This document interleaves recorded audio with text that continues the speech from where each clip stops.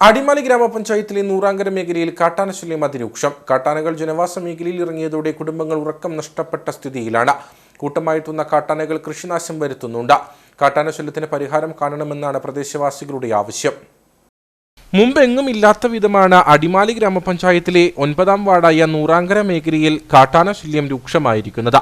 രാപ്പകൽ വ്യത്യാസമില്ലാതെ കാട്ടാനകൾ ഈ പ്രദേശത്തൊക്കെയും സ്വൈര്യവിഹാരം നടത്തുന്ന സ്ഥിതിയുണ്ട്. ഏലവും കമുകുമടക്കം കൃഷിവിളകൾ കാട്ടാനകൾ നശിപ്പിച്ചു. വെള്ളം പമ്പ് ചെയ്യാൻ ഉപയോഗിക്കുന്ന മോട്ടോറടക്കം വേറെയും നാശനഷ്ടങ്ങൾ കാട്ടാനകൾ വരുത്തിയതായി പ്രദേശവാസികൾ പറയുന്നു.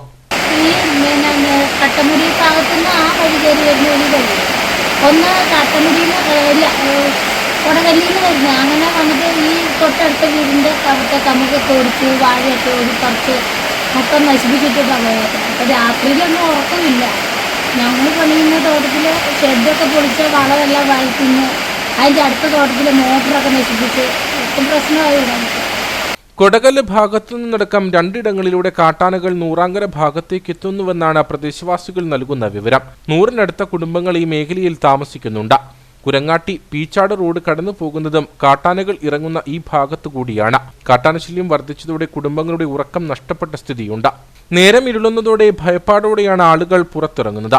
വീടുകൾക്ക് നേരെയും മറ്റും കാട്ടാന ആക്രമണം ഉണ്ടാകുമോ എന്ന ആശങ്ക ആളുകൾ പങ്കുവയ്ക്കുന്നു.